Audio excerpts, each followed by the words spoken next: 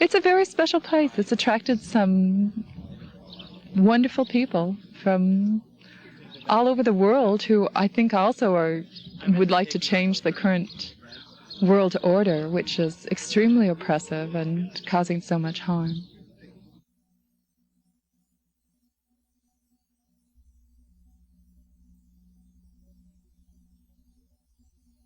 Let me just start by saying a few things that are rather obvious, or ought to be completely obvious. And you interrupt me whenever you feel like, preferably after about 5 seconds, and then we'll go off on what you feel like. One thing that ought to be obvious, if it's not well known, it should be, is that the prime goal of government is to protect the minority of the opulent from the general population. That's not me speaking. That's James Madison in the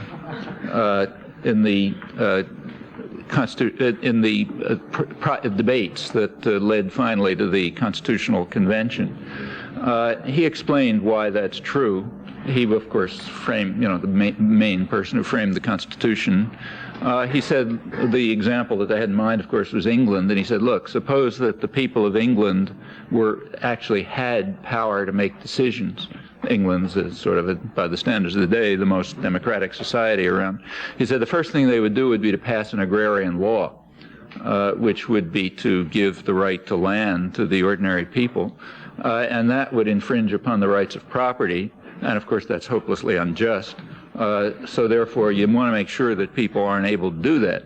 Now, he said, of course, there are also rights of people, but rights of property have to be balanced against them. And we have to set up our system to make sure that nothing as unjust as an agrarian law is ever passed in our society.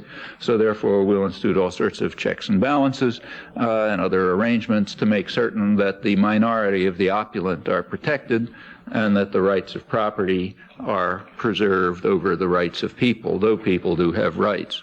And in fact, that's the way it was set up. It was set up to preserve to protect the minority of the opulent from the general population, from the great beast, as Alexander Hamilton called the people, who are a problem. Then from that day until now comes long discussions. If you study political theory and all this kind of stuff, there's discussion about the rights of property and the rights of people and how you balance them and so on. The whole discussion is fundamentally fraudulent in a profound way. Property doesn't have rights. Like one of my, this pen is my property according to our legal system, but my pen doesn't have any rights at all. It's a thing, you can talk about the rights of people with property, but rights only accrue to people, not to things. So all the talk in political theory and everything else about the rights of property is kind of, it's kind of like a system of deceit. In fact, what Madison is saying is that the rights of people with property have to prevail over the rights of people. Okay, now, of course, the people with property also have the rights of people, so if you just do a little bit of logic, it turns out that the rights of people, that everybody has the rights of people, but over and above that, the people with property have further rights, and furthermore, that minority, the opulent, has to be protected from the rest of us. That's the basic principle of government. That's the principle on which the country is founded, and that's the principle that remains. And it's not that other places are different. This is maybe the freest and most democratic country in the world, but that's the way it works. That's what governments are. It's not a big secret. In fact, to say Adam Smith, it was a total truism. He was writing right at this time, in fact, about a year before this debate that I quoted, comes out this book that everyone knows he wrote called Wealth of Nations, but not so many people know what he wrote in Wealth of Nations. One of the things he wrote in Wealth of Nations is that the concept of wealth of nations doesn't mean anything, because nations aren't entities. Nations are broken up. It's people who have wealth, not nations. And the things that we call nations have sharp class divisions. He didn't use the word class because it wasn't around then, but he described the same thing. So there are sharp class divisions, and some sectors happen to have domestic power. He was talking about England, democratic England. He said in England it's the merchants and manufacturers. They are the ones who have domestic power. And he said they use the power of the state. They are able to mobilize the power of the state.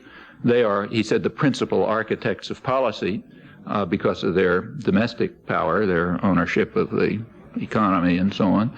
And he said they mobilize state power to ensure that their own interests are, as he put it, most peculiarly attended to. In other words, they take care of themselves, however grievous the impact on others, people overseas, or for that matter, the people of England. He didn't have the data around in those days to prove it, but his guess was that the people of England were harmed by things like the imperial policies, though they were highly beneficial to their architects, namely the merchants and manufacturers, the privileged sectors who were gaining for themselves the wealth of England. And that's, now there's data around, and it's probably true. I mean, the empire, by and large, you take a look at the empire on a cost-benefit analysis, and it's not so clear that it helped England, but it certainly helped the wealthy people in England.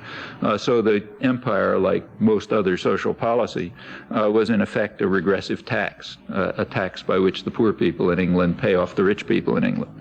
And our international system is pretty much the same.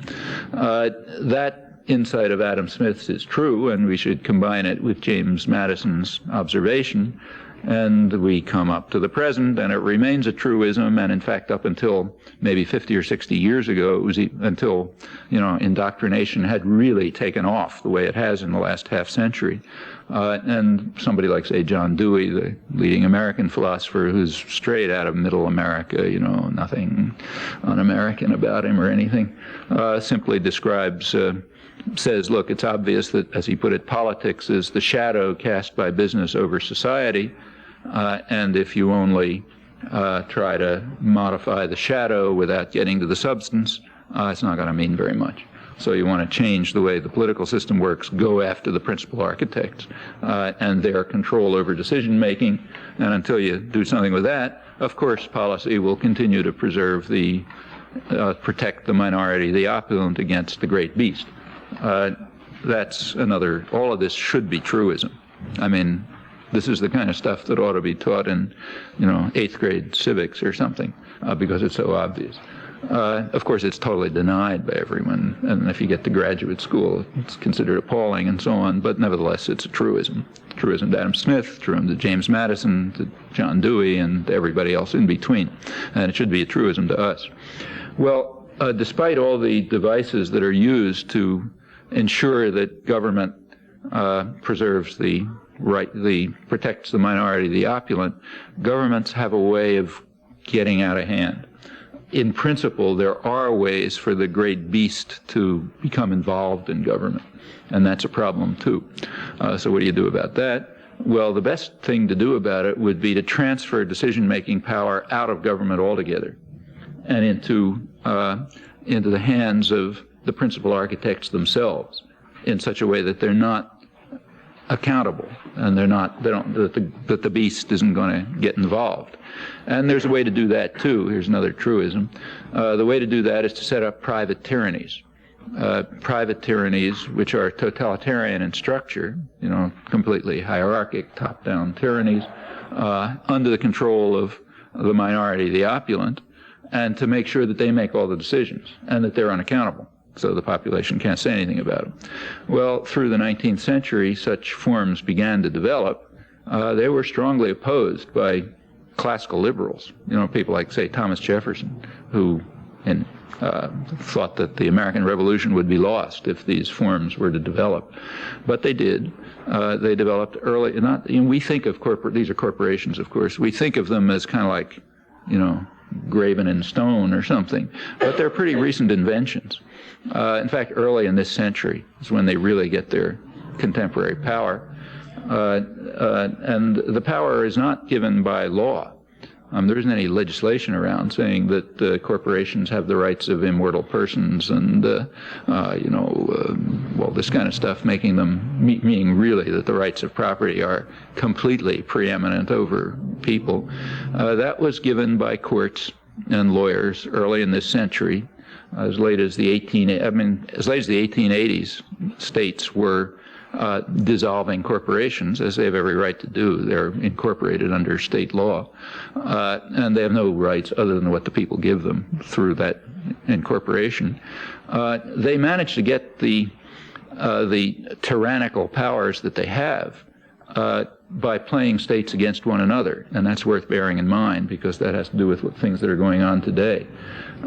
The state of New Jersey first was induced, to allow corporations unique rights, basically the rights of immortal persons and all sorts of protection and so on.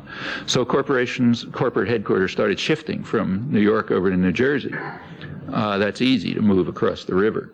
So New York State had to respond by giving them the same rights. Then Delaware came along and gave them further rights. That's why a lot of corporations that's why we have Standard Oil of New Jersey, not Standard Oil of New York, because New Jersey was pioneered in this radically anti-democratic development. And pretty soon all states were coming along. And there's a lesson there, an obvious lesson. The lesson is that businesses can easily play one state against another. A huge business like, say, General Motors can play one country against another, one national workforce against another, and so on. Like Microsoft recently apparently threatened, according to the business press, threatened the government, U.S. government, that if they pursued an antitrust law, they just move somewhere else, another country. Well, maybe Microsoft can do that, but smaller-sized businesses can't. However, smaller-sized businesses can easily move across state lines. Raytheon just recently informed the people of Massachusetts that they want more public funds transferred into their pockets through various means, or if not, they'll move to Tennessee. Okay. That happens to be a publicly subsidized corporation, so-called defense corporation, like most of the active part of the economy, publicly subsidized private profit, but they can just decide to get their private profit somewhere else unless the people of Massachusetts give them even more. And even relatively small businesses can play this game. So it's a good idea to try to get the great beast out of your hair and to ensure that the minority of the opulent are protected. Not only is it a good idea to have private tyrannies take over, but also to reduce whatever governmental structure there is down to state levels, so it's much easier to control. There are conditions under which it would be a democratizing move to put power down at more local levels, but not when huge private tyrannies are around. Under those conditions, it's not a democratizing move. The only way the population has of countering them is through the federal government, and therefore that's dangerous, because people could, in principle, even though politics is the shadow cast on society by business, there's no guarantee that that's true. There are ways for an organized public to enter into the public arena, and therefore you got to cut back the public arena as narrowly as possible to make sure that this doesn't happen. This is what we're watching right now. Huge private tyrannies, totalitarian systems, are increasingly taking over the economy. The assumption is that they have rights, but they don't have any rights other than what people give them. And if people decide they don't have those rights, okay, period. They have no further rights than that. The talk about rights of property is nonsense, and the talk about rights of corporations is just ridiculous. In fact, if you look back the history of the modern corporation, which is a pretty recent thing, let me say again, it's early in this century, really, that they're established. Turns out that they grow out of the same kind of intellectual soil as other forms of 20th century totalitarianism. They grew out of the same kind of thinking that led to fascism and to Bolshevism. Organic entities having rights over and above individuals and all this kind of stuff, a lot of Hegelian nonsense, which got sort of popular in the late 19th century and led to various forms of totalitarianism. One of them Bolshevism, another fascism in its various manifestations, and a third corporations, which are quite similar, except these happen to be private tyrannies. Now, our political terminology is carefully crafted to direct attention away from anything that matters. So we use terms like totalitarian for Bolshevism and fascism, but not for corporate power, although it applies just as well. These are You look at them, look at their nature, at the role of the public, and so on. They are basically totalitarian institutions. They're tyrannies. Furthermore, they're huge. You want to find out how huge. There's a lot of talk about downsizing and decentralization and third wave, this and that. It's all nonsense. You want to see how much nonsense it is, just read the business press. So every year, Fortune magazine comes out with the Fortune 500 issue. The latest one was May 15th. This is a big special issue. It's their 40th year, so they're all excited. But they're particularly excited because last year was such a stupendous year, as they put it. The Fortune 500 now control practically 2/3 of gross domestic product in the United States. And remember, they're all interlinked in various ways. Furthermore, they control an incalculable part of the international economy. The GDP controlled by the Fortune 500 is considerably greater than all of Germany, or the whole German economy, or the whole British economy. That's a pretty substantial degree of private power, even putting aside their control over the internet. These are mostly transnationals, so they have a huge control over the international economy. I don't think there's been a time in history when there's been this much concentration of power, and they are unaccountable. Nothing you can do about them. By law, but not by law, but by administrative decision and court decision and so on. They do what they feel like. You don't like what they do, you don't have to buy what they sell. You can rent yourself to them if you can, if you're lucky enough, but on their terms. Now, of course, there were protections, like, say, unions, but they're going, because they're more of this great beast, interfering with private tyranny and the rights of the minority, the opulent. So therefore, we got to get rid of those things, and they're being gotten rid of. Well, this concentration, now, of course, there are other sorts of constraints, like regulatory apparatus, but that's going too. The regulatory apparatus is a way in which the general population can control the crimes of private tyranny. So therefore, that's got to be eliminated. The regulatory apparatus essentially protects people, and the rights of property have to be very much predominant over the rights of people.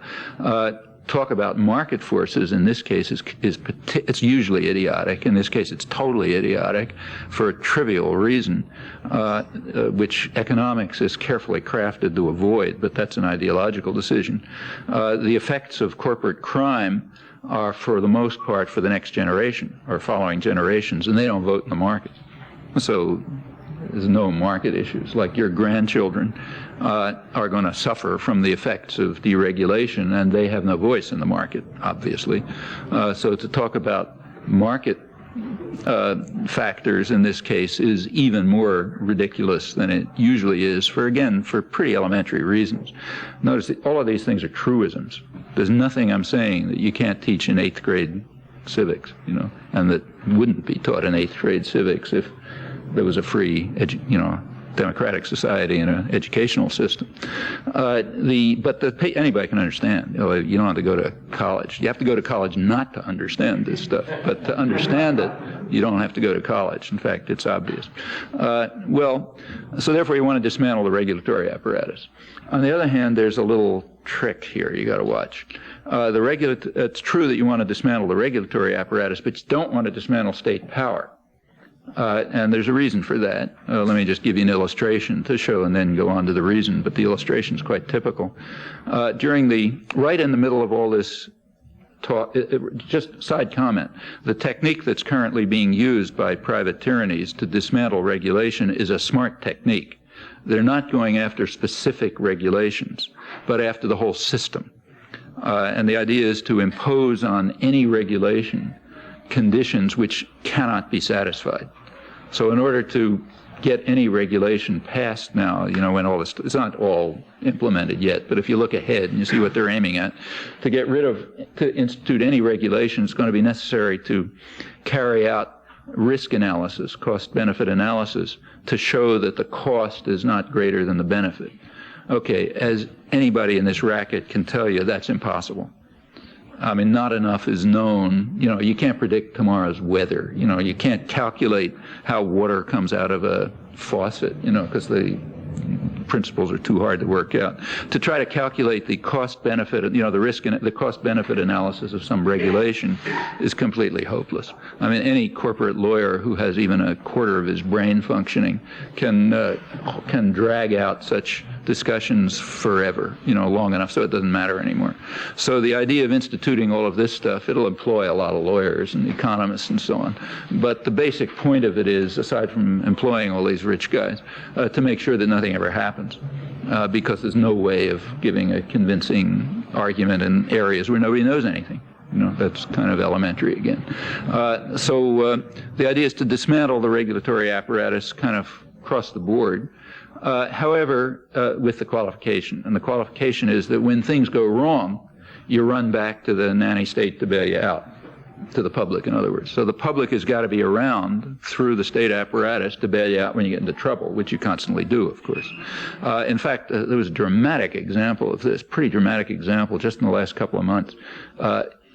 Right when all this talk was going on about how great it is to dismantle the regulatory apparatus in December, the Department of Commerce had to close down George's Bank. George's Bank's right off Cape Cod, and it was the richest fishing area in the world, but it had to be closed down because during the Reagan years, the government pursued the usual, what's called free market policies: deregulate and subsidize. Remember, the free market always has a little footnote. You subsidize, the government subsidizes rich people. That's a crucial part of the free market. So they, for us, not for poor people, for them the free market works, but for us, we're protected from market discipline. So they subsidized the fishing industry and deregulated it. Well, subsidize the fishing industry and deregulate it doesn't take a genius to predict the consequences. Consequences are they destroyed the ground fish. So now you got to close down George's Bank. Nobody really knows if the fish populations can be recovered. Maybe yes, maybe no. By now, Cape Cod is now importing cod from Norway. It's kind of like on a par with California, say Australia importing kangaroos from, North Pole or something. The reason is that Norway has what they call a different philosophy. The philosophy there is you protect the fishing grounds. Here we don't have that philosophy. We have the philosophy, I love that word philosophy, it's used for any. We have the philosophy that we have the free market reigns, therefore you subsidize the fishing industry and you deregulate. All right, but now what happens to the fishing industry? They can't go fishing anymore. Well, we have what's called a conservative governor in Massachusetts. So he ran right off to Washington, hat in hand, saying, look, you guys got to bail us out. We're in trouble. You guys means the taxpayer. How does that work? Well, you do it by asking the federal government to declare this a natural disaster. If it's a natural disaster, then all kind of laws, which you make sure they stay there, they start working, and then the public starts paying you off, because of what you did. But of course, you got to show that it's a natural disaster. So the governor got some people called scientists, maybe some of them came from down the street there, I don't know, in which they, to come along and say, well, look, there's some predatory fish came. It's for the moment still invisible, but it's there. And these predatory fish came and they ate up all the ground fish, and what can we do? So it's a natural disaster, so you got to fund this. Where this scam is going to go, I don't know, but it's standard. That's the standard scam. I mean, that's like the Goldman Sachs bailout of Mexico, or the bailout of the S&Ls, or Chrysler Corporation, or Illinois Continental Bank, and so on. Whatever. If anything gets in trouble, the public's supposed to come along and bail you out. So you want to make sure you keep the state power, because you're going to constantly need the bailout for the minority, the opulent, but make sure that nothing works for the benefit of the public. The concentration of power is by now, as I said, enormous, and it's possible to, as is the profitability. So you take a look at the latest issue of the Fortune 500 or the latest issue of Z Magazine, where Mike reviewed, it was the latest issue, or is the next issue, I forget, where reviewed some of the material from it. It's important reading. Last year, as I said, they called a stupendous year. The year before was only dazzling. This one went better. In fact, it's the fourth straight year of double-digit profit growth. You know, that's big stuff. And it was the best, they think it's the best year in the history of American business for profits. Furthermore, they expect it to continue. Not that issue, but another issue of Fortune says they expect to continue another couple of years, so they'll keep having huge growth. The biggest profit making, the first quarter, the results just came out for the first quarter of this year. That's not in that issue. 35% profit growth in the first quarter of this year, which they say is fantastic, though not quite as high as the 74% profit growth for the last quarter of last year, which was even better. Particularly, take a look at the particular corporations, and you learn more. One of the biggest winners last year was Manpower Incorporated, which is in the business of what they call selling temps, selling temporary workers, and they're shooting off the map, as is Kelly, and that's part of creating what's called in economics a more flexible labor market. Flexible labor markets are good things. They don't have rigidities. And you studied economics, you know all about this. Flexible labor market means when you go to sleep at night, you don't know if you have a job tomorrow. That's good for the health of the economy. Health of the economy is a technical notion defined by economists. It has nothing to do with the welfare of the population. Like everyone can be starving to death, and the economy can be extremely healthy because all that's required is that some numbers work and that the minority, the opulent, are doing well, and so on and so forth. Incidentally, there's nothing necessary about this either. Economists know how to measure things like inequality, good measures of that. You could throw that into the health of the economy if you wanted, but that would have the wrong ideological consequences. And since this is a special science designed primarily for class war, economic health is defined, so it doesn't include things like that. Notice, incidentally, that that's contrary to even if people were considering questions like economic efficiency, they would do it differently. I mean, even the World Bank, which is imposing highly inegalitarian policies all over the place and forcing poor countries to cut down on education and health and so on. Even the world, while they're doing this, they nevertheless concede that major factors in growth are relative equality, improvement of, I hate to use a horrible term, what's called human capital. There aren't any human beings, but there is human capital.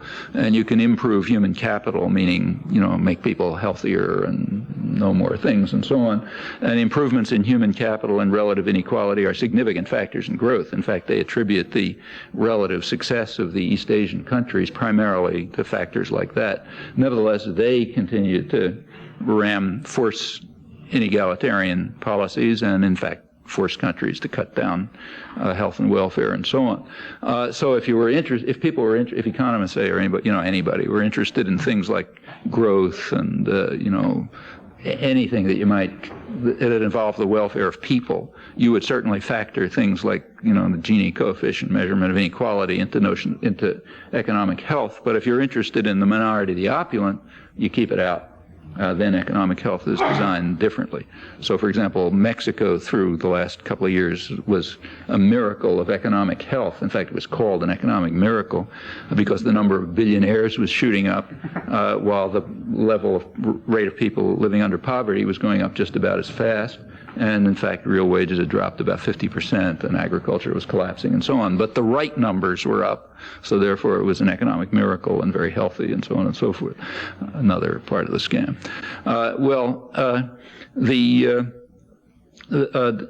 Going back to the Fortune 500, the very rapid growth of companies like, say, corporations like Manpower Incorporated, that's contributing to flexible labor markets because you eliminate rigidities like contracts and pensions and job security and other things which interfere with economic health under the very special definition of that term, which has nothing to do with the health of the economy, but has everything to do with the minority, the opulent. And in fact, that's true. Temporary workers are going way up, and unions are going way down. Well, here the economic concentration helps. So one of the companies that is ranking very high up on the Fortune 500 is Caterpillar Corporation. Their profits went up 46% last year. They just voted themselves a 40% increase in dividends a couple of weeks ago. And that's an interesting case. The biggest labor action in recent American history, maybe in American history, one of the biggest ones, is now taking place in Decatur, Illinois. Gets almost no coverage in the press, because after all, it's a business press, not a labor press. It's a press for the minority, the opulent, not for the beast. So there's almost no coverage. Decatur, Illinois is an old working class town, big union town, big labor unions. And there is now a concerted effort to try to demolish the last remnants of the organized labor movement. It's suffered a terrific attack, especially in the 80s, when there was just straight criminal attack. The Reagan administration essentially told corporations they can do anything they feel like. They can violate any law they want. They can do anything they want. This is actually reviewed very well in Business Week. I should say they had a cover story on it, which was very accurate, but not in the general press. And anyhow, now they want to really go for the jugular, kill them off. There are 3 labor actions going on in Decatur. I'll come back to Caterpillar, but one of them's lost already. The United Rubber Workers gave up the ghost. They were fighting a Japanese-owned transnational, and it's extremely hard for third world countries, and most of the American workforce now is becoming a third world country. It's hard for them to fight off a transnational, so they gave up. The transnational was Firestone Rubber, but Japanese-owned. Was using what are called permanent replacement workers. Permanent replacement workers are sometimes called scabs, but that's not accurate. They're much worse than scabs. Scabs are temporary replacement workers for the duration of the strike. But these are permanent replacement workers, meaning you go on strike, goodbye. We have a flexible labor market, you're finished. It's the next thing to a blacklist. And a permanent replacement workers are in violation of international labor conventions, and in fact the United States has been censured by the International Labor Organization for permitting this. This was 1991 or 1992. At that time there were 2 industrial countries that were permitting the use of permanent replacement workers, the United States and South Africa. Now the United States is in splendid isolation in this one, and I might say that in terms of international labor conventions, ILO conventions, the United States has the worst record in the Western Hemisphere and Europe, with the exception of El Salvador and Lithuania. That's a nice record.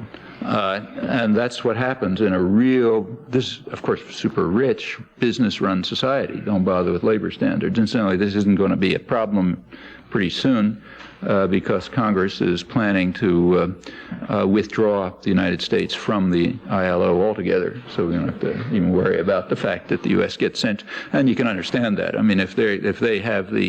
If they discredit themselves so that they even censure the United States, then how can any civilized person deal with such an outfit? So we'll be out of it pretty soon.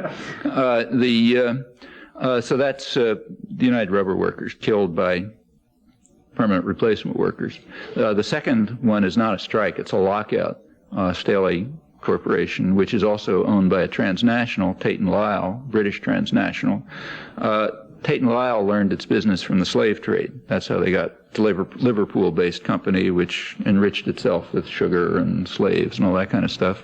And they know how to treat working people properly. So they're happy to have a lockout because they have so much profit from elsewhere that they're going to wipe them out. The third, that takes us to the third one, which is Caterpillar, which is actually American-owned. Pretty high up in the Fortune 500, I forget, I think around 60th, or anyway, pretty high. Huge profits, as I say, big profits last year. Incidentally, their 40% profit growth, though pretty spectacular, was below the average. The average for the Fortune 500 last year was 54% profit growth, which is unheard of, and growth, that means. And I should say that profit growth is on almost stagnant sales and employment. So, these guys are really raking it in. How well they're raking it in, you see from the business press generally. Like Business Week had a big headline a couple of weeks ago, or months ago, I guess, saying corporate coffers, business problem for business, corporate coffers overflowing. They don't know what to do with all the money that's coming in. They got a real problem, these guys. Incidentally, this talk about lean and mean times is total bullshit. Country is absolutely awash in capital. It's pouring. They don't know what to do with it. They've got so much, but of course it's very narrowly concentrated. Concentration has gone way up. I think Holly Sklar must have been talking about this the other day, so I won't go into the details, but real wages have been dropping for about 15 years, steadily, right through the recovery, continued to drop. They're still dropping. As of 1994, they're still dropping, and it's substantial. For the average working person, it's about 10% since 1980 for what they call less skilled workers. It's kind of a funny term because it includes about 75% of the workforce. It's down over 20%. That's the Timothy McVeigh's. And that's why you're getting Oklahoma City, I should say. Irrational reaction, but not an unintelligible one when things like this are going on. So let's get back to Caterpillar. Caterpillar is doing fine. Plenty of money pouring in. They're happy to have a strike. They have permanent replacement workers too. This is UAW. But Caterpillar has also explained its business strategy to the business press. They were kind enough to tell us. They say they have been using their huge profits to build up excess capacity. Now, that's not for reasons of efficiency. That's for reasons of class war. You build up excess capacity abroad. So like they have plants in Brazil and, Asia and so on, and they can simply supply their markets through their foreign plants while they destroy American labor. And this is general business strategy. Like one of the biggest, maybe the biggest manufacturing corporation in Boston is Gillette, razors and all that stuff. They also explained to the business press that they are building up excess capacity all over, including places with much higher labor costs. So labor is Germany in particular. They have plants in Berlin. Well, labor, wages and benefits and so on in Berlin in Germany are way above the United States. It's pretty amazing because we're a much richer country. But nevertheless, they're building in plants in Germany, not for reasons of economic efficiency, which is kind of you like profits and efficiency, but for other reasons, namely class war, and they say so. They say if our workers in Boston go on strike, we can just supply European and indeed American markets from our German plants, and then we'll break the strike. So we'll keep their wages down, and we'll be able to drive them down even further and make sure that profits are even higher and that inequality grows further, and the country looks more and more like a third world country, what this is driving towards. Well, these are corporate tyrannies, and it makes a lot of sense to put power in their hands, because then you protect the minority of the super opulent, and they're getting more and more opulent all the time, from the general population, which is getting poorer and poorer all the time, without the potential interference of government. Though you got to keep that safety blanket, because now comes again this problem. There's another truism, and that is that nobody believes in the free market except for someone else. Free market is great for the other guy. That's the way to get destroyed, to follow free market principles, but not for me. Nobody has ever wanted it for themselves.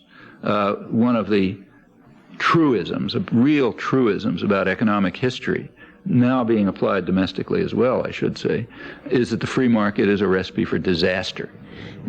You go back to the 18th century, and what we call the first world and the third world were not all that different. In fact, they were pretty similar. Take, say, England, in fact, which is the first industrializing country. It had to use force to deindustrialize its colonies, like India. I mean, as late as 1820, the 1820s, the British were still going to India to try to learn advanced techniques of steelmaking. In the 18th century, India had a comparative advantage over England in production of lots of kinds of textiles and so on. The Indian industry was advanced enough so that they were making ships for the British Navy during the Napoleonic Wars. It's, you can't really, nobody understands, like I said, nobody understands anything beyond really simple things, so you can't predict, but it's entirely possible that India could have had an industrial revolution. In any event, the British manufacturers certainly thought so, including the British liberals, who said straight out, look, we believe in free trade and all that, but unless we destroy Indian industry, the mills of Paisley and Manchester are going to close, so we got to smash them up.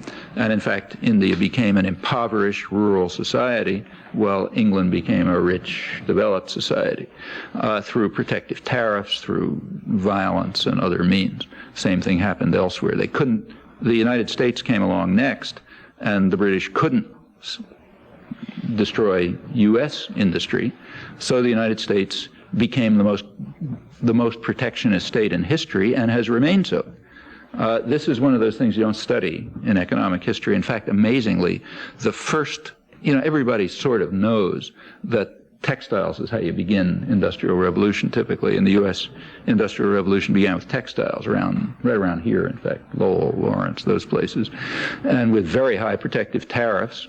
The U.S. was a developmental state designed by Alexander Hamilton, basically, until the first study of this was by an economist was in 1984, 180 years after it happened. The first study comes along, and the guy, Journal of Economic History, found that about 50% of Massachusetts industry would have collapsed if it weren't for protective tariffs that were keeping out much cheaper British goods.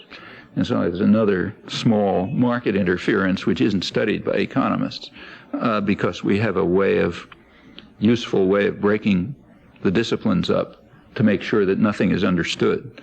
Like if in the sciences, let's say, if you had one department that studied electrons, and another department that studied mechanics, and a third one that studied light, and a fourth one that studied protons and so on, and they didn't talk to each other, you could be sure you wouldn't know anything. And that's sort of the way it works. You can't do that in the sciences because there you have to have progress. But outside the sciences, it's done all the time. So, for example, the economists may study things like protective tariffs, but they don't study things like, say, why cotton was cheap. Cotton was the fuel of the Industrial Revolution, like oil today.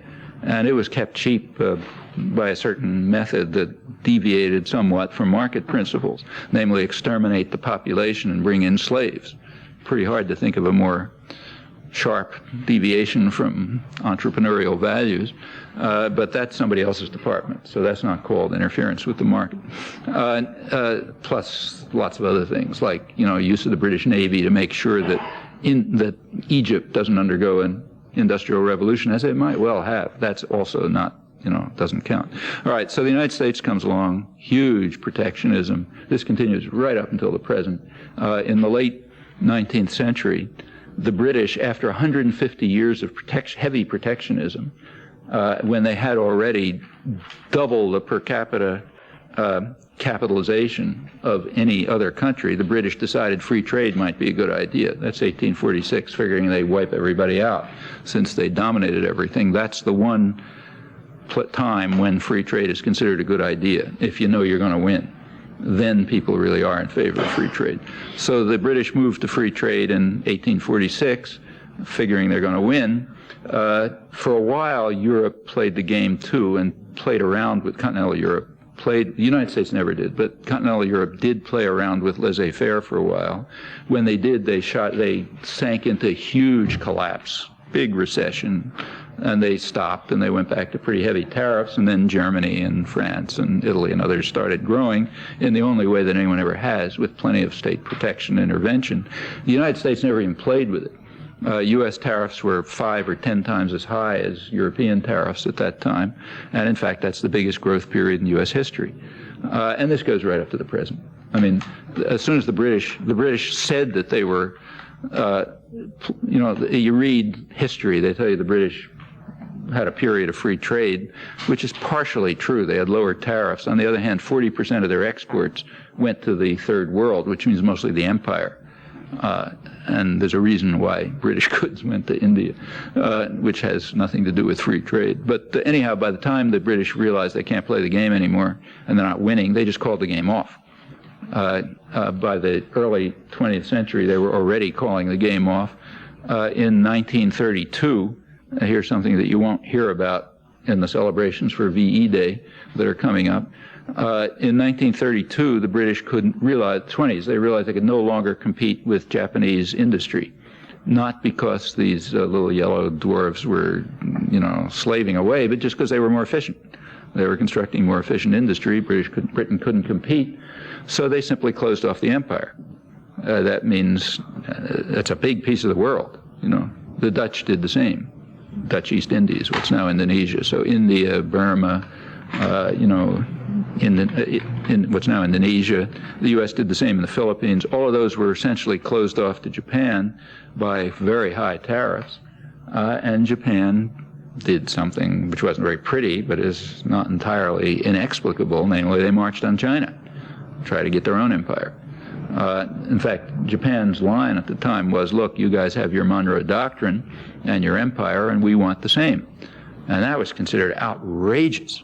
The idea that the Japanese could compare their new order with our Monroe Doctrine, which is exactly right, was considered absolutely outrageous, and it led to all sorts of racist fulminations about this and that and the other thing. It's an interesting story, but I don't want to go off on that. Anyhow, that's free trade.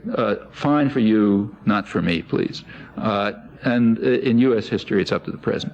After the Second World War, the United States was so overwhelmingly dominant that it believed, as Britain had believed in 1846, that a liberal international trading system would be to its advantage. So it did push for a liberal trading system. However, it introduced other market interferences which also aren't studied by economists.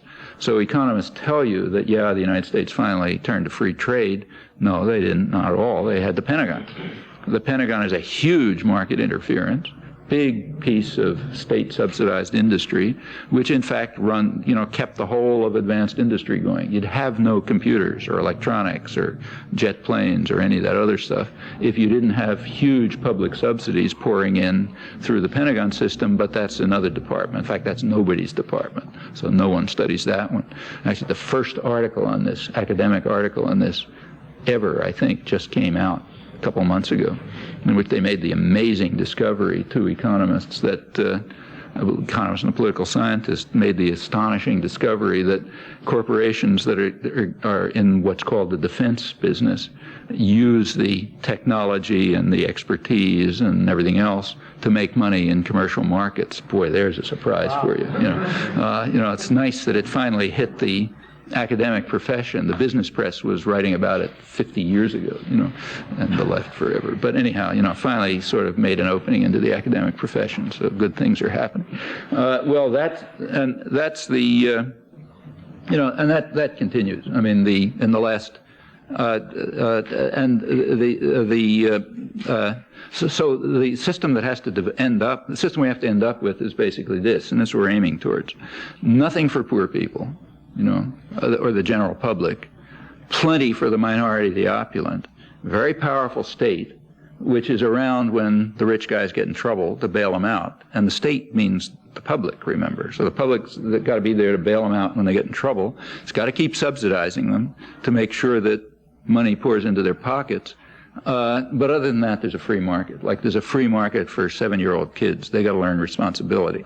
So we're not going to, impose what's called a culture of dependency on 7-year-old kids, because that's really harmful to them.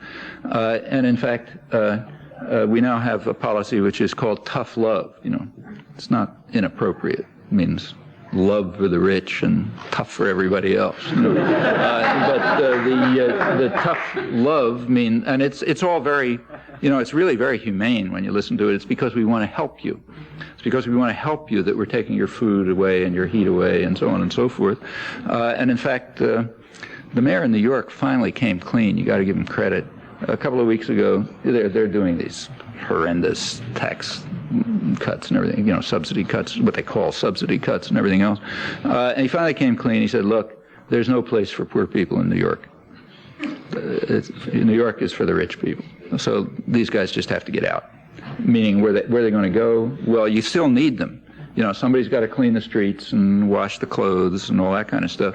But they can live sort of like around the suburbs, what they call favelas in, you know, Rio de Janeiro and so on. This is where the poor people are in most third world countries. They're out in the suburbs somewhere. The rich people are downtown. And the poor people somehow, you know, find their way in and they do the dirty work and then they go away and you don't see them and they're not a big problem. Maybe they kill each other and die out there, but who cares? And that's what New York is supposed to be like. The New York Times had a great headline, one of my favorites. It said, welfare cuts give poor a chance to move. They were trapped by this welfare system. We're finally liberating them. Now they have a chance to move, and they can go somewhere else. You know, I mean, like if Jonathan Swift were writing about this, you think it's a joke, but it's happening. Unfortunately, it's happening, and it's not funny. It'll continue as long as people let it continue. It's not the first time in history. In fact, all of this stuff is very reminiscent of things from around the 1820s, when modern economics was founded.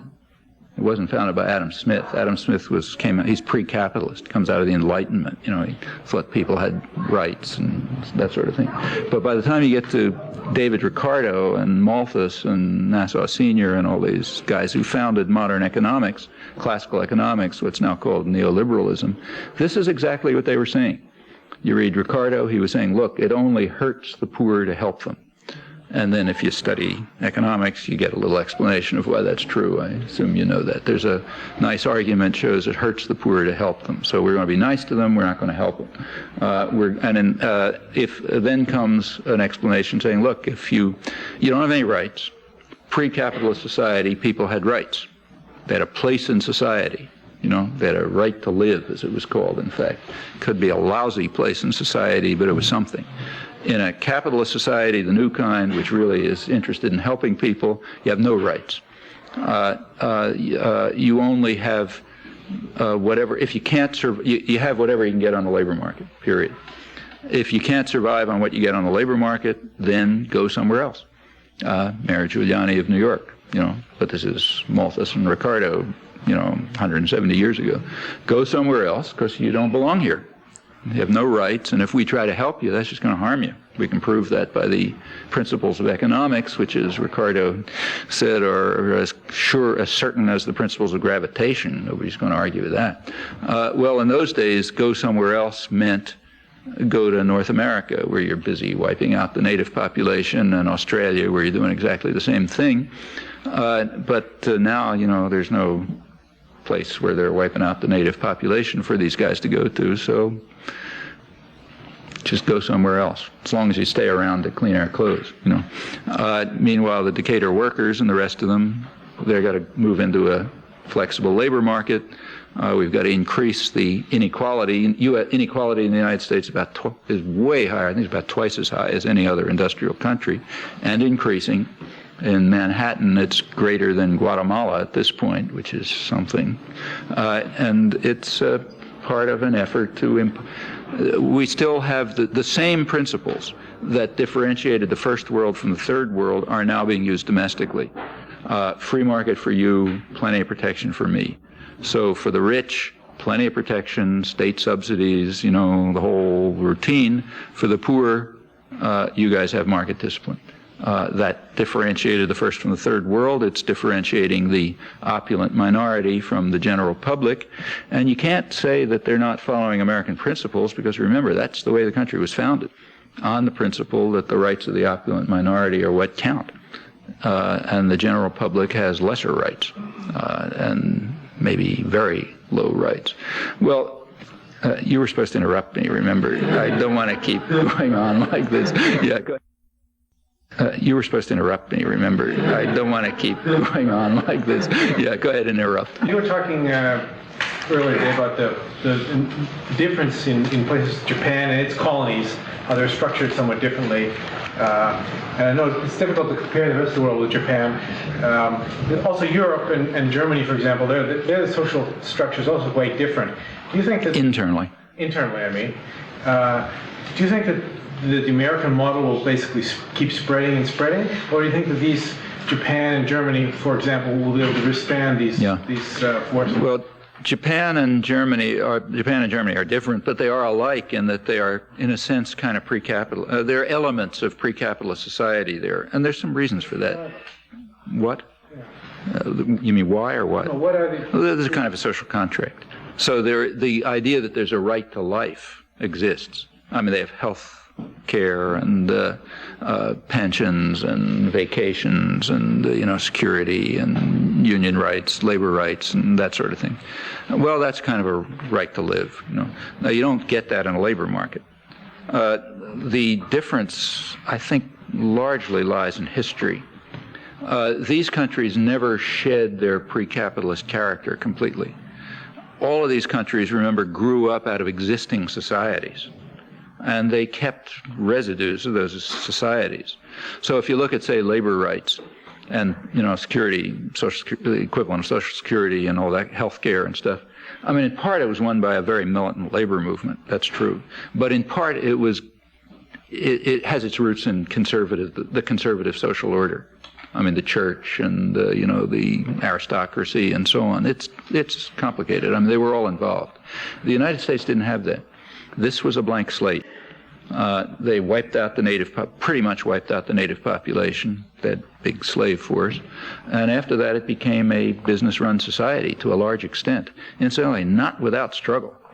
American labor history is very violent, much more violent than European. Way more. American workers were getting killed by security forces into the late 30s. Nothing like that had happened in Europe for decades. And it was and there was big resistance. There was strong resistance on the part of the working people and the general population to imposing this market discipline, which they found, morally degrading as well as oppressive.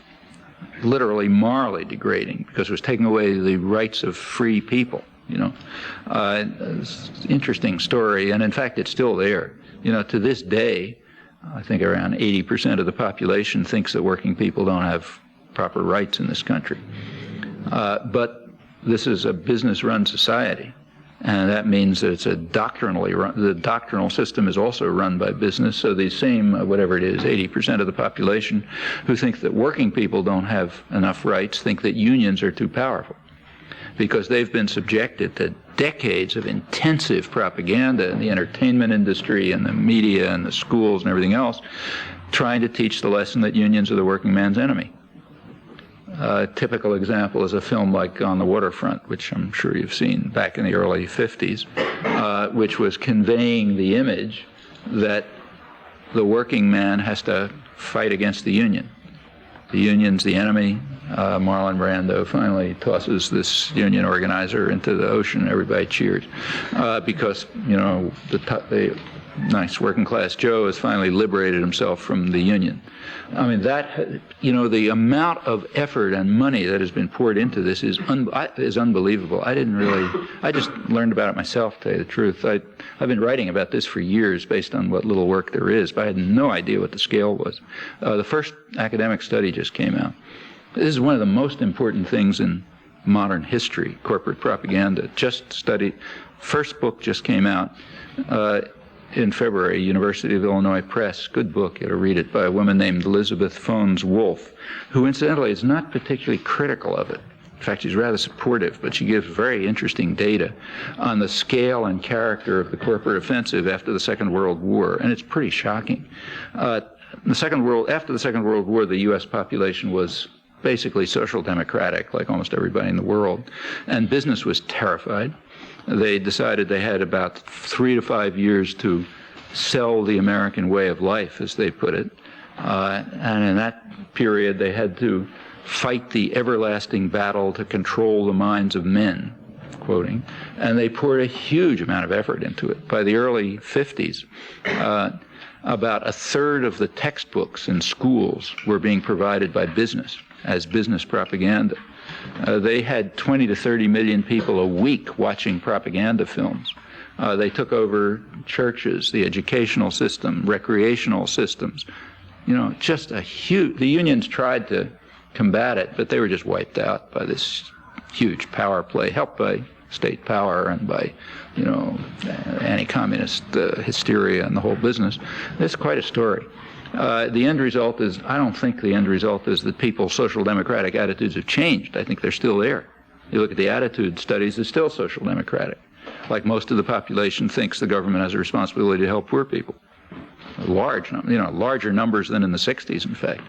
On the other hand, similar large numbers are opposed to welfare. That is, efforts by the government to help poor people. The population thinks, as I said, that working people don't have enough rights, but they're against unions, which try to get workers' rights. Well, this is what happens when what's happened now is astonishing. But people know that something is wrong. 82% thinking the government is non-existent tells you something about the country.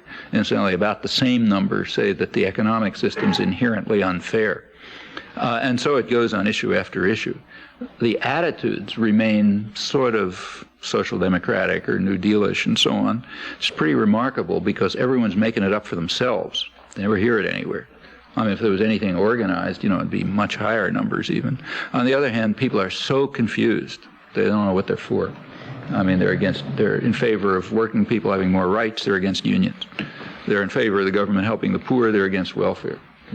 On NAFTA, for example, the public was strongly against NAFTA all the way through. Yet at the same time, when they were asked, do you think that labor unions had too much of a role in the NAFTA debate, they say, yeah, labor unions had too much of a role. They were pressing the position that the public wants, but they were too influential. Well, that's the result of very effective propaganda. You can't drive out of people's heads decent impulses, but you can make them so confused and so negative and so angry and so, crazed that it doesn't make any difference. It seems the scenario that you just laid out was that the dog are going to shoot themselves in the foot by impoverishing the American people so much they're not going to be able to consume as much as they have enough. Well, there's an experiment going on which nobody knows the answer to. I mean, in the days of a national economy, what you said was correct. In fact, that was Henry Ford's big, insight, that unless he paid working people a living wage, he wasn't going to be able to sell his cars. So he raised wages, and then the rest of industry followed along, which made sense in a national economy. Whether it makes sense in an international economy, nobody really knows. And so I want to come back to this question that somebody asked about dragging the rest of the world along. So let me forget that. I never got to it. But in an what's being done now is a kind of an experiment to which nobody knows the answer.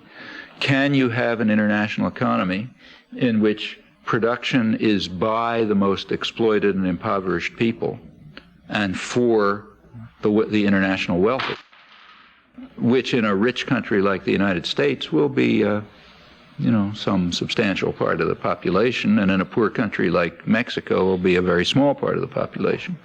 Is that possible? Well, that's going to leave an awful lot of people out, but that's the third world system. When you leave people out, that's what you have death squads for, and social cleansing, and in our country, jails. That's why the jail population is shooting up. Nobody knows if this can work. If it doesn't work, you do something else. That's the nice thing about having tyrannical power. You do something else if it doesn't work. Incidentally, about Germany and Japan and the rest going along, that's one of the facts about a globalized economy. The United States is by far the biggest player, and the rest of the world is going to have a very hard time not going along. U.S. labor costs are now the lowest in the industrial world outside of maybe England. We oscillate up and back. And other, international capital in other countries can understand that. So Daimler-Benz, biggest conglomerate in Germany, they are now investing in the U.S. in Alabama, treating it like a sort of third world country. Okay, that's a weapon against German workers, just like Caterpillar can invest in Brazil as a weapon against American workers. And that has a dynamic. The dynamic is lower everybody, harmonize everybody downwards. The things that are called trade wars, take, say, this trade war with Japan right now, that very, again, if you read the business press, you learn something that they don't say in the in the mainstream press. What you read in the mainstream press is Clinton and Cantor and the rest of them saying, look, we got to stand up for the rights of American workers and for American interests, so we got to get these Japanese to open their markets. Take a look at the Wall Street Journal. It's a slightly different story. They say, yeah, sure, American car manufacturers are delighted to get the markets open in Japan, but they're not going to supply them from American factories, naturally. I mean, suppose you're a executive of GM or some car, making car parts. Why should you send things from here to Japan? Why not send them from your factory in China to Japan, where you have slave labor and it's much closer? So that's what they're going to do. They're going to supply the Japanese markets from Asian excess capacity that they've built up. So yeah, it'll be for American interests. If by American interests you mean the interests of the Fortune 500. For American workers, there's going to be more reduction of their wages. That's the current trade war. And this just, it's like universal. And for just the reasons that Adam Smith pointed out. The principal architects of policy will craft it in their own interest, obviously. Not very surprising. Sorry. Yeah. Well, can you say more about the East Asian success stories? Well, the East Asian success stories, which means, essentially, that means Korea, South Korea and Taiwan. I mean, Singapore is a city, incidentally a fascist city, with a very rigid state-run economy. Hong Kong is a city, I mean, that's nothing, But there are two countries, Taiwan and South Korea, and they have a history. Japan is the one part of the South that didn't get conquered. It's also the one part that developed. Why? Because it didn't get conquered. So they were able to follow the same kind of protectionist state-run policies that everybody else used. Other countries couldn't do that because they were, India couldn't do it, Egypt couldn't do it. Japan could, and they did. Japan quickly developed, from late 19th century, it became an imperial power. It had colonies. In fact, Taiwan, which it was then Formosa, and Korea were its two main colonies. Now, Japan was a brutal imperial power, very racist, very brutal, everything else, but they treated their colonies completely differently from the West. They developed them.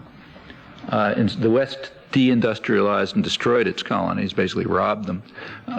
Japan developed them. So Formosa and Korea were developing maybe as fast, maybe even faster than Japan, but about the same rate through the early part of the century. So they were getting agricultural development was going up. Japan was exporting industry. They became big commercial centers. The educational level improved. In fact, it was going up just like Japan, though treated brutally. Japanese were not nice imperialists. Second World War kind of cut it off. By the 60s, it simply picked up again. In various, more or less along the same lines. After the Second World War, Japan was, of course, occupied. It was occupied by the United States, and they got, the American economists explained to them how it's done. Development is by a free market, and all the theorems and everything else. And the Japanese have been nice enough to tell us what they thought of this.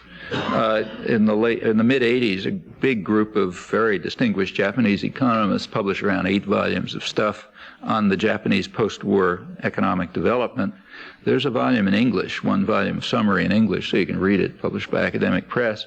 And they say, we listened to all the nice advice from the American economists, and we decided to chuck it and follow our old model, and in fact to follow what they called a Bolshevik model with elements of Marxism. They would, except they would do it honestly, it's not so corrupt, and they're a much more advanced country, and they say, yeah, it worked. So they targeted industries for development and shifted around subsidies and had import substitution and the rest. Of course, they got a big shot in the arm.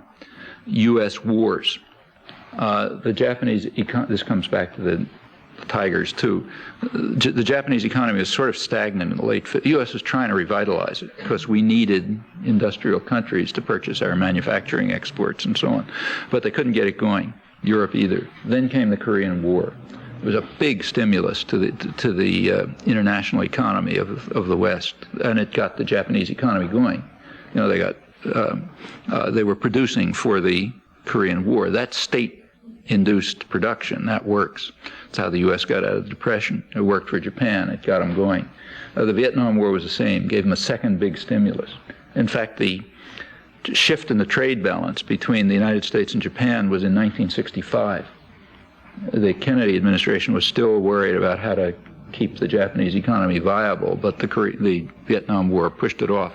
Well, what about South Korea and Taiwan? Same story. They picked up the development that they had left off under the Japanese, but mostly from the 60s. And the Vietnam War was a big part of it. About 20% of South Korean foreign exchange was coming from mercenaries. South Korea sent 300,000 mercenaries to South Vietnam, where they were absolutely murderous, rampaging terrorists. I mean, worse than anybody, carrying out atrocities all over the place. And they got a lot of money for it. They amounted to 20% of their exchange, which is not small. And it was similar in Taiwan. Taiwan was involved in U.S. terrorist activities in Indonesia and Burma and in South Vietnam, all over, and also was getting a lot of offshore procurement from the U.S. military operations there. Furthermore, the U.S. opened its markets to them for power reasons. They were worried about China in those days, and they wanted them to develop. So they had a special advantages. And they also pursued the same Japanese methods that they had used before and continued with, and it worked.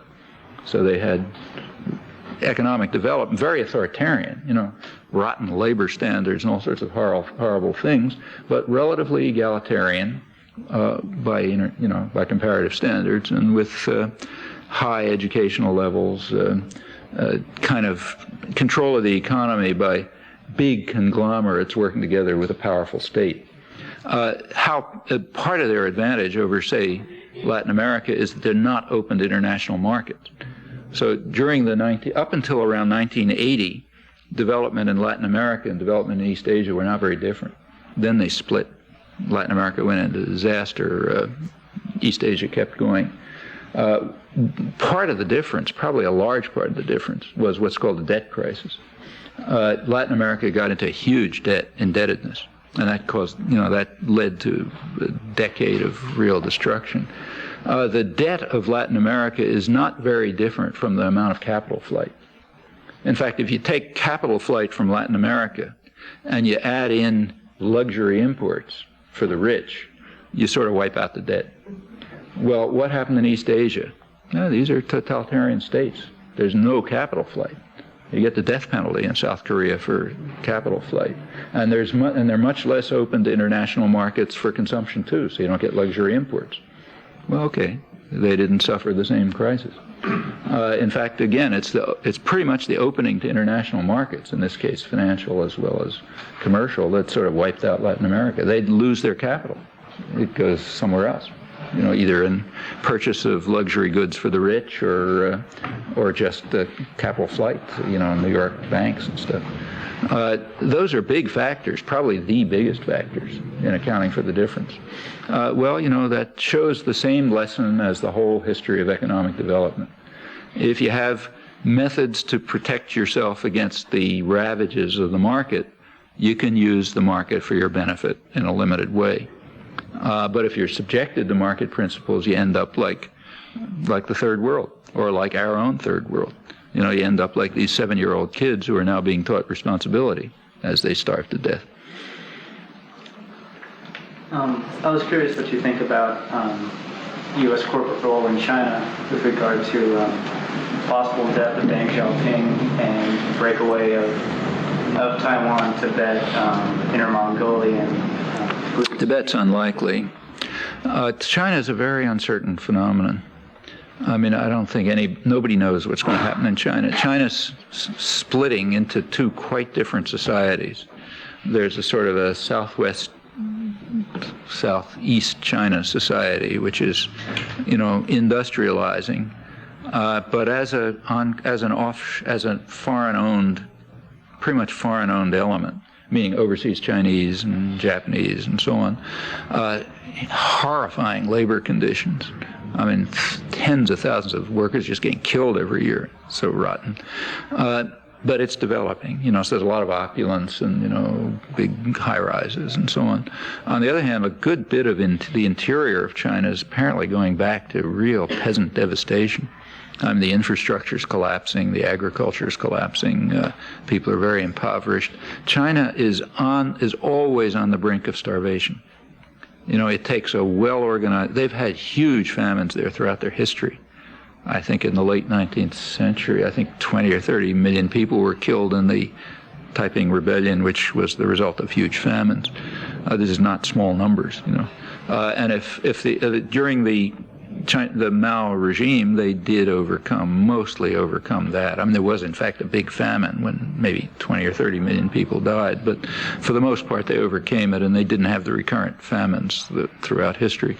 That's not so obvious that that's going to continue. And if the agricultural system stops producing enough for China, it could be massive in its effects, and people are talking again about maybe peasant revolutions and so on. It's just completely uncertain. The country's in a very unstable state. You read, say, Forrester and Economic Review or any of these guys, they just have no idea what's going to go on. I've had a question about your analysis, and I know this point has been brought up several times here, so I don't want to take credit for bringing up the point. Your analysis, you're analyzing all these things from strictly, basically, an economic perspective, and I know a lot of people here are wondering why you don't explore the intersection of gender, race, and those. Absolutely. You should, really. My specific question is, I can see two reasons for making that choice, and I'm wondering whether I'm on the right track. Is it because you feel that the economy has the most weight on the situation, or is it because you feel that level of abstraction helps create the argument? No, because, I'm talking about power relations, really. And, there are major factors and there are minor factors and cross-cutting factors and so on. And the major power relations that run complicated societies are who owns the place. They just that happens to set the framework within which other things happen. Call it economic if you like. But those happen to be the dominant power relations. If we had other power relations, you'd say different things. Well, of course, you're absolutely right about all the other stuff, like race, obviously, but take, say, gender. One of the ways in which modern industrial development takes place is by free labor from women. That's not counted. In economics, you don't count the free labor that half the population produces. So women who are raising children are not considered to be working.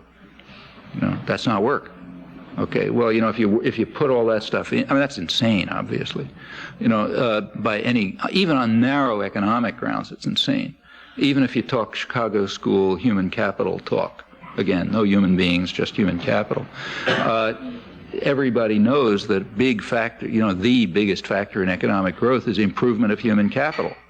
Well, how do you improve human capital? Well, by taking care of your children, Okay, you raise them properly, you make better human capital or whatever you call it.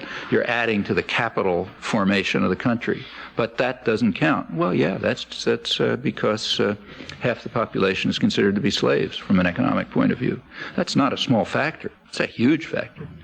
And in fact, if you threw that in, everything would come out different, even in economics texts. Everything would come out different. So that's true, and in fact, that's a big piece of social policy right now. Take the idea of driving women to the workforce. Notice that that's based on that's across the board. Everybody says, yeah, welfare mothers have to work. Like if you're a woman taking care of a child, you're not working, because by our system, that's free. In fact, we even have proof of it. The proof is we live in a meritocratic society, where you measure the importance of work by the amount of income that it brings.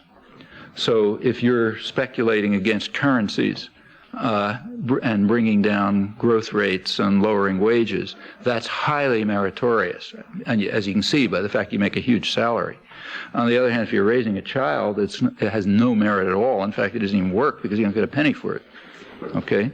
So we've proven it, and that's what underlies, this form of insanity underlies the entire discussion about driving women to the workforce, as if you're not working when you're raising your kids.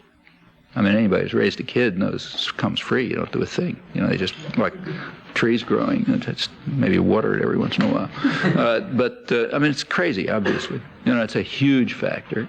Incidentally, driving women to the workforce has another advantage, since there aren't any jobs for them, because, as you know, they're going to have to get publicly subsidized jobs at very low wages.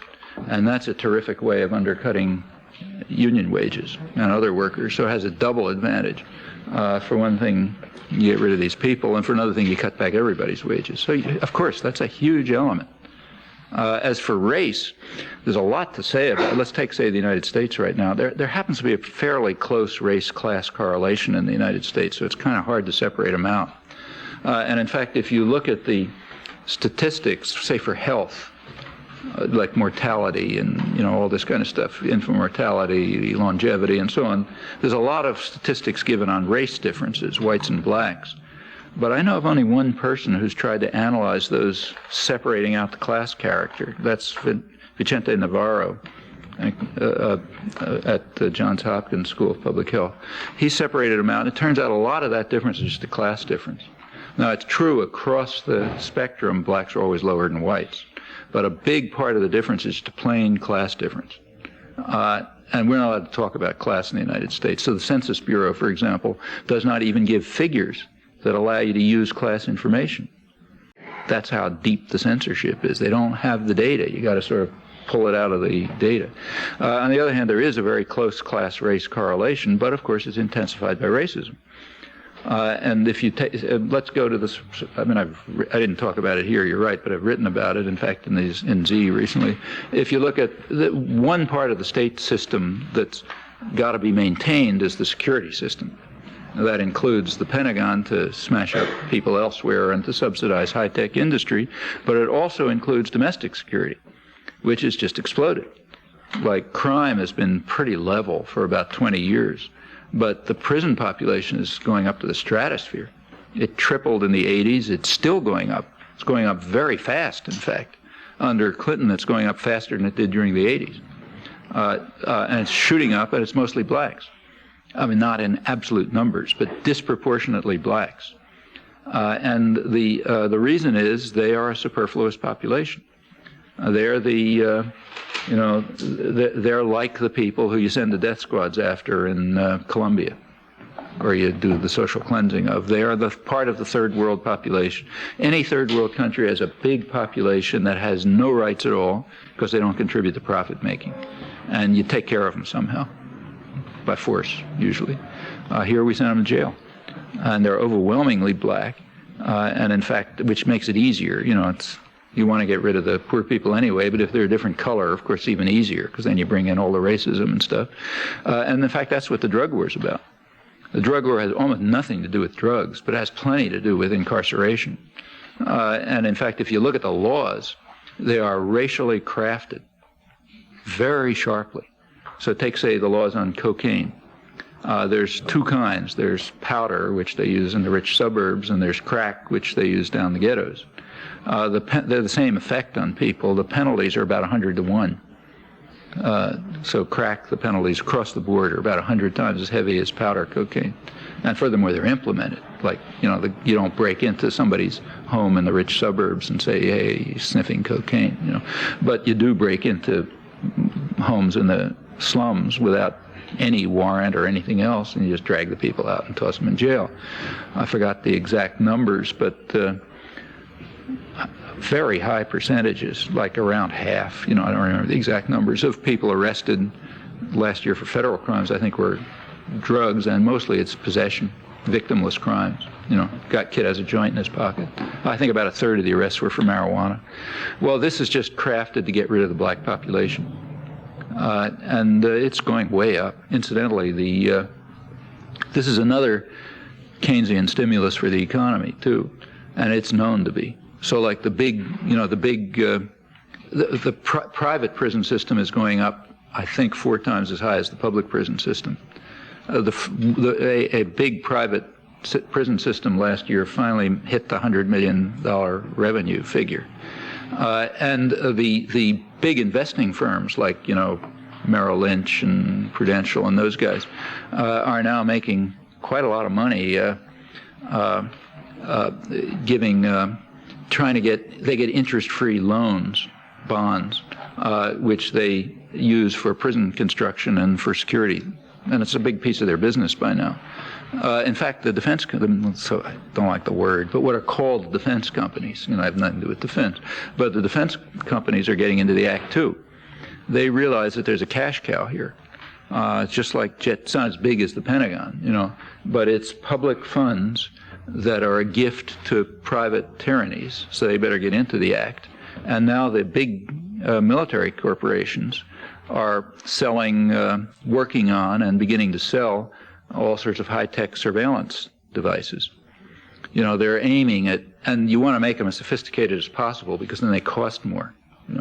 So what they're thinking of now is like supercomputers, that monitor people who have electrodes implanted in them, and that kind of stuff, which cuts down. It automates surveillance, and in fact, you may not even have to put them in jail. You might be able to have techniques where people are dreaming about techniques whereby you can control people with supercomputers, and if they go the wrong place or something, like you give them a shock and then they go back and that kind of thing. And there's a lot of money being made in this. The big military corporations are trying to get into it. And if you think about it, there's all kind of clever things you can do. And this is very largely overwhelmingly a race-based issue. So there's all sorts of factors. You're completely right. If there's time to talk about them, you have to toss them all in. Could you comment on the situation in Mexico and in Chiapas? In Chiapas. Chiapas. Mexico had what was called an economic miracle in the 80s, meaning wages dropped by about 50%, poverty level shot up. I think they have one of the highest proportions of billionaires to population in the world. I think they have more billionaires in the United States now. It went up from, I think, about 1 to 24 from like 1987 to 1993. The billionaires are mostly friends of the president or, that sort of thing. And they're getting the billions from something that's also supposed to be good. Again, any economist can explain to you that one good thing is privatization. That's a terrific thing. Privatization means taking public resources and putting them in the hands of super rich people for pennies, after which they destroy them. That's privatization, and that's what shot the number of billionaires up. Meanwhile, the agriculture was shifting from. Mexico had been providing food for its own population. No longer. Economic miracle took care of that. They're now importing huge amounts of subsidized U.S. agribusiness production and going to export crops and so on. So that's the economic miracle. Disaster for most of the population. It was kept going by in what amounts to what's called a Ponzi scheme. You put in money and you use that to get more money and so on. So the world, I think it was getting more World Bank funds, I think, than any other country per capita, and huge U.S. money pouring in to try to keep it going. For one thing, because it was considered the model country that you want everybody else to follow, and for another, U.S. investors were making plenty of money on it. However, the investment was pouring in, but you knew that the thing was going to collapse because it was not productive investment. It was soft money that was pouring in. You didn't have to know anything about Mexico to know that the thing was going to collapse.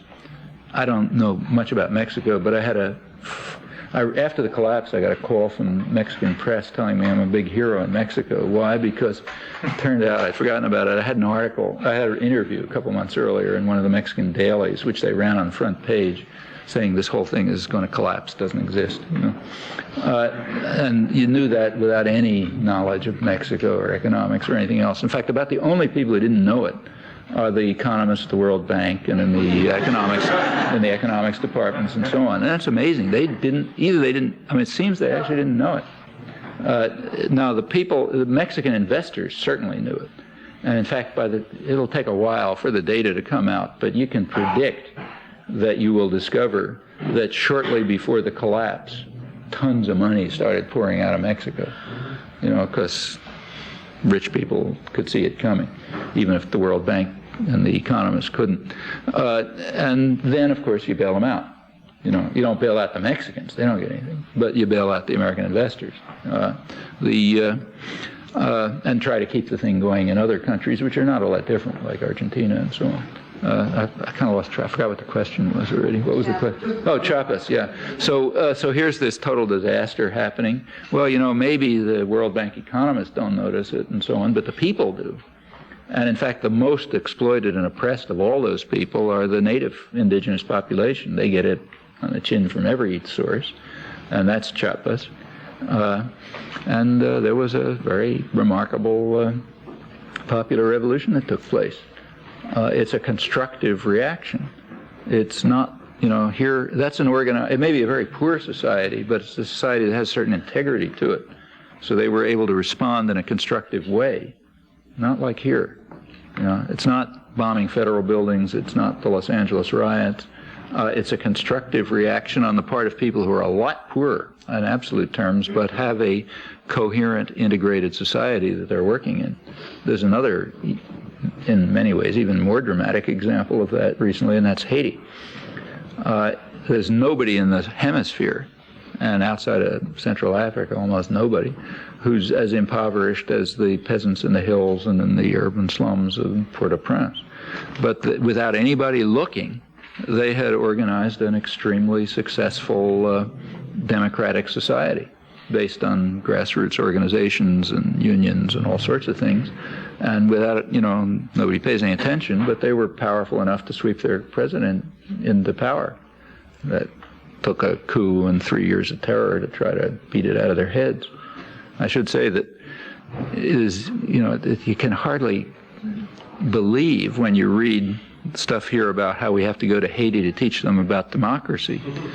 I mean, boy, it's exactly the opposite. We maybe go to Haiti to learn something about democracy, but certainly we got nothing to teach them. But again, that's a society that had held together somehow. Here, it's quite different. In absolute terms, everything is, of course, much richer, but the social disintegration is far higher here, and the atomization and isolation. So the reactions to all of this stuff are much less constructive. So we don't have a democratic revolution taking place like they did in the hills of Haiti, though we could, if we had an organized society, a civil society that hadn't been destroyed. In fact, it's a lot easier here than in Haiti. I just wondered how your work was received in Japan and who translates it? Political work or linguistic work? Linguistic work's all translated. Political work, I doubt if there's a word. Japan is a very authoritarian society. In fact, there's almost no political stuff that goes on in Japan. Japan is about the only country I go to, I think the only country I go to where I'm not asked to give political talks. And in fact, I am asked to give political talks by expatriates. Like the last time I was there, I gave a talk in some Christian church organized by Australians and Americans and others who were there.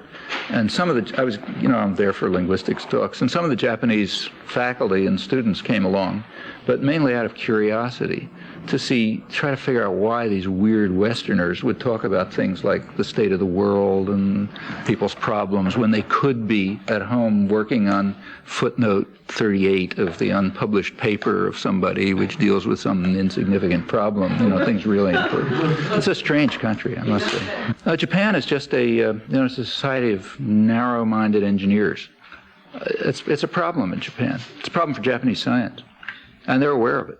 Actually, I was there a couple of years ago. I got a science prize and had a meeting with the vice president and, some meaty guy who's in charge of research. And they're concerned. They're concerned with the lack of innovation and creativity in Japanese science. And if you look at the society, you can figure out why. It's just a very authoritarian society. People are too subordinated to power. If you want to have creativity, you got to leave people alone. And in the sciences, that's done. In the outside the sciences here, it's very disciplined and authoritarian. But within the sciences, it's very free and open because you just can't have science any other way. And Japan doesn't have it. People are too obedient, they're too scared of each other. There's too much hierarchy and authority. And it makes it possible to adapt very well, but not to innovate. I can see it with my own students. We got a lot of Japanese students, and they're very smart. And when they're here, they do extremely good work. Most of them have a lot of trouble when they go back. In fact, many of them come back here. It's strikes me that with the collapse of the Soviet Union, which was sort of an artificial threat, there's no real threat to the U.S. government or the global economy other than the U.S. people. Well, there never was a threat. The Soviet Union was perfectly happy to be a junior manager and running the world. And in fact, as soon as the Soviet Union collapsed, the propaganda system, they didn't miss a beat, if you notice. In fact, right after the fall of the Berlin Wall, every year the White House comes out with a statement to Congress explaining why we need a huge military budget and why we have to keep up, military industry and so on. A couple of months, right after the fall of the Berlin Wall, they came out with the same one as always, just with a different excuse. They only had a macro, eliminated Soviet Union everywhere it appeared, and it put in the technological sophistication of third world powers. Okay, that's why we need all this stuff. And, nobody noticed it. Nobody skipped a beat. We spend about close to half of total world military spending. We have no threats whatsoever. So you find something else. International terrorism, Arabs, narco-traffickers, there's a lot of things around. If you have a very obedient, educated class, you can get away with anything. And don't forget, this is a very frightened society. There aren't any threats, but people are scared out of their wits. It's for a strange thing. I don't understand that. I suspect it's partly, it's kind of hard things to, it's sort of not easy to put your finger on, but it's some cultural phenomenon. But my suspicion is it has a lot to do with winning too much. If you spend 200 years kicking everybody in the face, you end up a miserable coward, and I think that's probably a lot of it, So the Americans are terrified of everybody. There isn't any country where people are so scared. So it's easy to sell, so-called defense. I'm going to take off. I need to double check something that what you said. Did you mean to say that the Japanese people are nothing but narrow-minded engineers? Well, nothing. They can't all be that. No, obviously that's an exaggeration. But when you make a kind of broad brush statement, it's to a large extent true. Of course, it's not entirely true. They have artists and scientists and everybody, and they're individuals and so on. But as a cultural trait, it's striking. And there are a lot of factors in society that drive you that way. People are subordinated to one another. Even in the language, that's true. There's all sorts of hierarchies in the language. You have to figure out when you meet somebody where they are relative to you, so you know how to talk to them. We do it too, to an extent, informally there's various ways in which you adjust the way you talk, but there it's ritualized. And in fact, way down at the bottom, there's these things they call honorifics, special terms that you use. The only people who don't have to use them are women, and the reason is they're so low on the hierarchy, they don't even have to use these things. Actually, I once asked a I don't know if this is serious or not, but in Japan, everybody has a business card. You meet somebody, they immediately give you their business card. Some people do it here too, but there everybody does. I once asked a Japanese friend, what the fuss is about? Why does everybody have a business card? And he'd never really thought about it much, but he thought about it for me. He said, well, he said, look, if you look at the business card, it has just enough information on it so you know where the person stands relative to you. And then you know whether you should be insulting or you should bow or, how insulting and so on and so forth. This was an offhand comment, I don't know how much to put in it, but there's something intuitively right about it. It's a very hierarchic society. When young faculty here go back to Japan, Japanese students, like our students, they're very highly qualified by anybody's standards. When they go back, they're not allowed to work and they're not allowed to teach advanced courses. They're not allowed, unless on their own they may do it, but they're not supposed to do creative research. They're supposed to serve coffee at the faculty meetings and to teach English composition because they're young. When I give technical seminars there, that's what they want to hear, technical seminars. So, when I'm there sometime I do it. There's a group like maybe this size, and the first two rows will be the older senior faculty. people haven't had an idea in their head for 50 years, and don't have the foggiest idea what I'm talking about. In the back couple of rows are younger faculty, people whose work I'm using, I'm trying to talk with Japanese material, so I use the work of young Japanese scholars and so on. They won't say a word during the discussion. They'll come up to me afterwards and say, look, you got this wrong, it's some other way. But they won't say it in the group. Anywhere else in the world they will. And then out in this hall are the graduate students. They're not even allowed in. This is really weird. And you cannot have, science just can't work that way. I agree, it's an exaggeration, but it's an exaggeration of something that's real. You spoke to the issue of jobs before and how remarkable their revolution was. Is, not was, yeah. Perhaps would you address the question of racism, sexism, the isms here preventing us from doing the work we need to do, and perhaps this is where we need to work on these issues more. I don't think the problem here is so much racism and sexism. It's not worse here than elsewhere. I think the problem is atomization. What's happened here is people are alone. To a remarkable extent, they are simply separated from one another. You don't have human contact. You don't know your neighbors. There's no civil society. There's no. Maybe there's a bowling league or something, but nothing that could engage people in some common interest, pursuing some common interest. That's the difference between us and Haitian peasant, and Chiapas as well.